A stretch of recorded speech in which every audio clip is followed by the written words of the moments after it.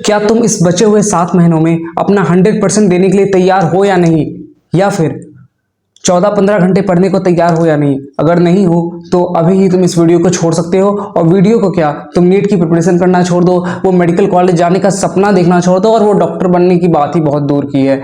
क्योंकि देखो, रियलिटी काफी ज्यादा अलग है। तो हे एवरीवन, मेरा नाम हर्षित कुमार है और मेरे नीट 2022 में 655 मार्क्स आए थे with all India rank of 3000। और मैं अभी एम्स रायबरेली में सेकंड ईयर एमबीबीएस स्टूडेंट हूँ। और मुझे पिछले दिनों से काफी ज्यादा मैसेज आ रहे थे कि भैया मेरे से सिलेबस कंप्लीट नहीं हो पा रहा है, बैकलॉग बनते जा रहा है, मॉक टेस्ट में मार्क्स नहीं आ रहा है, क्वेश्चन नहीं बन रहे हैं, मतलब बहुत ही सारी प्रॉब्लम्स है स्टूडेंट्स की। और इन सब का एक ही सोल्यूशन है, तुम्हें टाइम देना पड़ेगा। अगर क्वेश्चन नहीं बन रहे हैं ना, तो तुम्हें उस क्वेश्चन को 2-3 बार सॉल्व करना पड़ेगा जब तक तुम्हें वो याद ना हो जाए अप्रोच। या फिर अगर तुम्हारे मॉक टेस्ट में नंबर नहीं आ रहे तो तुम्हें चीजों को बार बार रिवाइज करना पड़ेगा। और अगर तुम मेरे जैसे एवरेज स्टूडेंट हो तो तुम्हें पढ़ाई करनी पड़ेगी, 14-15 घंटे देने ही होंगे। ऐसा नहीं है कि तुम 6-7 घंटे पढ़ लोगे और फिर बोल रहे हो भैया मेरे नंबर नहीं आ रहे। तो इसलिए आज की वीडियो में ऑनेस्ट टॉक रखना चाहता हूं, और इसमें जो बात बताऊंगा मैं वो सच्चाई बताऊंगा। मैं तुम्हें एक फेक डायलेमा में नहीं रखना चाहता कि मैं कुछ और बता दूं और उससे तुम्हारा नीट एग्जाम ही ना निकले, तो वो चीज बताऊंगा ही नहीं। तो देखो, रियलिटी ये है कि तुम्हें इस एग्जाम को क्लियर करने के लिए एटलीस्ट 5000 घंटे की पढ़ाई करनी होगी। और ये फैक्ट है। 5000 घंटे सुनने में बहुत ज्यादा लग रहा होगा, भैया ये आपने क्या बोल दिया, क्या इतनी पढ़ाई लोग कर भी पाते होंगे? तो देखो, सही बात तो ये है कि लोग पढ़ने वाले पढ़ लेते हैं। अब 5000 घंटे या तो तुम 1 साल के अंदर पढ़ो, या तो तुम 2 साल के अंदर पढ़ो, या फिर तुम उसे 5 साल के अंदर पढ़ो। तो भाई जो हर दिन बहुत कम कम पढ़ता है तो उसका 5 साल के अंदर निकलता है। कोई किसी ने काफी ज्यादा मेहनत कर दी तो उसका 2 साल के अंदर ही निकल जाएगा। और कोई पहले से थोड़ा बहुत पढ़ रखा है तो वो 1 साल के अंदर ही निकाल देगा। तो सबके ड्यूरेशन अलग अलग हो सकती है, लेकिन तुम्हें एक अमाउंट ऑफ हार्डवर्क तो करना ही पड़ेगा। लाइक अगर तुम्हें एक एग्जाम को क्लियर करना है, चाहे वो नीट हो, जेई हो, यूपीएससी हो, कोई भी एग्जाम हो, तुम्हें एक पर्टिकुलर अमाउंट ऑफ हार्डवर्क चाहिए ही होता है। अगर तुम उसे नहीं कर रहे हो ना, तब तो तुम उसको क्रैक करने का सपना ही भूल जाओ। उसको करने के बाद होता है या नहीं होता है वो तो लक है ही, लेकिन वो अमाउंट ऑफ हार्डवर्क तो तुम्हें करना होगा ही। इस चीज को समझो। अगर तुम ये नहीं कर रहे हो तो तुम तो पहले ही गेम से बाहर हो चुके हो। क्योंकि ऐसा बिल्कुल भी नहीं हो सकता कि तुमने अभी तक कुछ भी नहीं पढ़ा है, तुम बिल्कुल 0 लेवल पढ़ो और तुम बोलोगे भैया मुझे एम्स चाहिए, तो 8 महीने के अंदर तुम एम्स पहुंच जाओगे। नहीं यार, ये इम्पॉसिबल है। लिटरली ये थोड़ी सी भी पॉसिबिलिटी इसमें अंदर रहेंगी, 0% पॉसिबिलिटी है। हाँ, अगर तुमने पहले से कुछ पढ़ रखा है तो शायद बहुत मेहनत करने पे एम्स मिल भी जाए। मैं वर्ड जोड़ रहा हूँ, बहुत मेहनत करने पे। ऐसा नहीं है कि तुम आराम से बैठे रहोगे और एम्स मिल जाएगा, क्योंकि एम्स मिलना तो अभी यार बहुत ज्यादा लक बेस्ड हो गया कि अगर तुम्हारे 3-4 क्वेश्चन गलत हुए सिली मिस्टेक से तो एम्स तो चला ही जाएगा हाथ से। कंपटीशन तो तुम देख ही रहे हो। तो इसलिए टारगेट कभी भी किसी कॉलेज को मत करो कि हाँ मुझे एम्स दिल्ली जाना है, या फिर कोई एम्स भोपाल, एम्स भुवनेश्वर, एम्स ऋषिकेश जाना है। नहीं, टारगेट करो अपने गोल्स को कि हाँ मुझे इस मॉक टेस्ट में 650 प्लस क्रॉस करना है, या इस मॉक टेस्ट में 600 क्रॉस करना है। अपने अकॉर्डिंग अगर तुम्हारे नंबर 500 आ रहे हैं तो तुम ट्राई करो कि अगले मॉक टेस्ट में 550 आने चाहिए, 550 आ रहे हैं तो 600 आने चाहिए, 600 आ रहे हैं तो 650 आने चाहिए। ये नहीं कि तुम्हारे नंबर आ रहे हैं 400, मैं टारगेट लेके बैठा हूं एम्स दिल्ली का कि मुझे एम्स दिल्ली मिल जाए। कैसे मिल पाएगी भाई? नहीं मिल पाएगी। इसलिए सबसे पहले अपनी टारगेट्स बनाओ मॉक टेस्ट के नंबर को, या फिर अपने सिलेबस कंप्लीशन को कि हाँ आज मुझे दिन के अंदर इतने सारे लेक्चर देखने हैं, इसका रिवीजन करना है। और अगर वो कंप्लीट हो रहा है ना, तो तुम मानो कि हाँ तुम्हें शायद वो कॉलेज मिल सकता है, तुम्हारा सिलेक्शन हो सकता है। लेकिन अगर तुम कॉलेज को ही टारगेट बना लिए तो मेहनत तो तुमसे हो नहीं पाएगी, और फिर वो कॉलेज भी शायद नहीं मिल पाएगा यार। और सबसे बड़ी डिफिकल्ट चीज आती है, वो है सेक्रीफाइस करना ही होगा। अगर तुम मेरी तरह एक एवरेज स्टूडेंट थे तो तुम्हें भी अपने फ्रेंड्स से कट आउट होना पड़ेगा, गेम्स को छोड़ना पड़ेगा, जो भी नेटफ्लिक्स पे मूवीज वगैरह देखते हो, कुछ भी करते हो, यूट्यूब, इंस्टाग्राम, कहीं भी टाइम पास हो रहा है तो उसको कम करना ही होगा।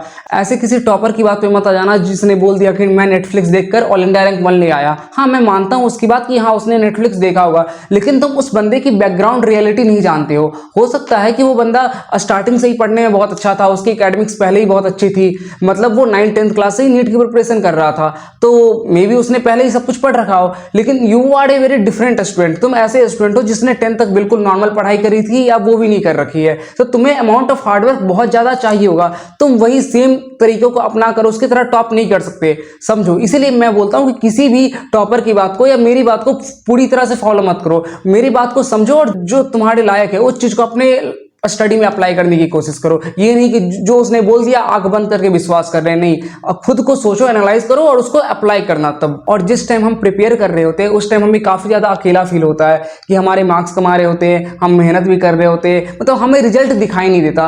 तो यार इट हैपेंस, मतलब अपने लाइफ की 1-2 साल ऐसे देने पड़ेंगे जिस टाइम तुम मेहनत कर रहे होंगे और तुम्हें रिजल्ट कुछ नहीं दिखेगा, लेकिन तब भी तुम्हें मेहनत करना ही होगा। और कभी अगर बहुत ज्यादा डिमोटिवेटेड फील हो तो अपनी फैमिली से बात करो, अपने टीचर से बात करो, आई थिंक वो तुम्हें सपोर्ट करेंगे। और कुछ ना हो तो मुझे टेलीग्राम पे मैसेज भी कर दो, मैं तो रिप्लाई कर ही दूंगा।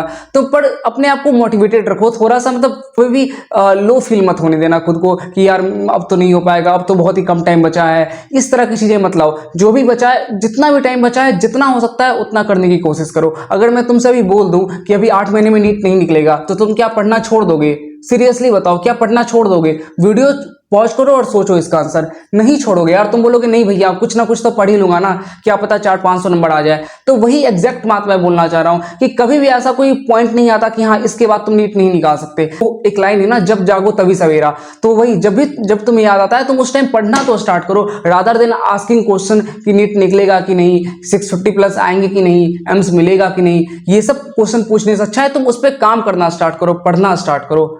और सबसे लास्ट थिंग यही है कि नीट एग्जाम क्रैक करना इज नॉट ए जोक। ये सबसे हार्ड रियलिटी है, तुम इस बात को मान लो। सब लोग नीट एग्जाम को नहीं क्रैक कर सकते। 1-2 साल तक लगातार सेम चीज को पढ़ना, सेम मॉक टेस्ट देना, सेम बायोलॉजी की एनसीईआरटी को बार बार रिवाइज करना बहुत ज्यादा बोरिंग होता है। और मैं इस बात को मानता हूं कि सब लोग इस काम को नहीं कर सकते यार, और इस चीज को एक्सेप्ट करना भी चाहिए। हाँ, अगर तुम उसके लिए सच में डिटरमाइंड हो कि हाँ मुझे डॉक्टर बनना है, या फिर तुम स्टडी लविंग हो, या अपने पेरेंट्स के ड्रीम को पूरा करना है, इस तरह की चीज जब तक तुम्हारे अंदर आग नहीं है ना, तब तक तुम 2 साल लगातार 14 घंटे पढ़ना इज रियली इम्पॉसिबल। क्योंकि इस प्रिपरेशन जर्नी के अंदर ये भी होगा कि तुम मॉक टेस्ट दोगे, तुम्हारे नंबर कम आएंगे, पर तब भी तुम्हें डिमोटिवेट ना होकर अगले टेस्ट के लिए प्रिपेयर करना होगा। तुम ऐसा नहीं कर सकते कि भैया टेस्ट में नंबर कम आ गए तो अब मैं छोड़ देता हूं, अब मेरे से नहीं हो पाएगा। नहीं, तुम्हें मेहनत करनी होगी, उसके लिए एक अलग लेवल का डिटर्मिनेशन चाहिए ही होता है। और मान के चलो तुमने बिना मेहनत किए नीट क्रैक कर लिया, तो क्या तुम इस एमबीबीएस कोर्स को झेल पाओगे? बिल्कुल भी नहीं यार, क्योंकि ये एमबीबीएस खुद इतना वास्ट कोर्स है, इसके अंदर 19 सब्जेक्ट है। सोचो 19 सब्जेक्ट कितने ज्यादा होते हैं,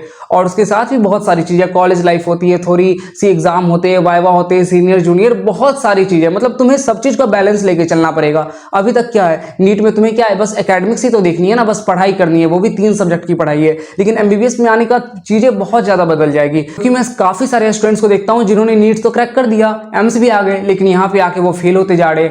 तो इसीलिए तुम्हें एक लेवल का डिटर्मिनेशन चाहिए होगा, अपने अंदर एक मेहनत करने की कैपेबिलिटी तो लानी ही पड़ेगी, जिससे तुम्हें लाइफ में हमेशा एक सक्सेस मिले। देखो मैं इन सब चीजों से डरा नहीं रहा, बस एक तुम्हें रियलिटी चेकअप देने का आज मन किया तो आज मैंने दे दिया। और आई होप कि तुम लोग को ये वीडियो पसंद आई होगी और इससे तुम्हें कुछ मोटिवेशन ही मिला होगा। और तुम्हें अगर इस तरह की और वीडियो चाहिए जिससे तुम्हें थोड़ा मोटिवेट हो तो तुम मैसेज कर देना कमेंट में, मैं बनाते रहूंगा। तब तक के लिए पढ़ते रहो और मचाते रहो। Love you all, bye bye.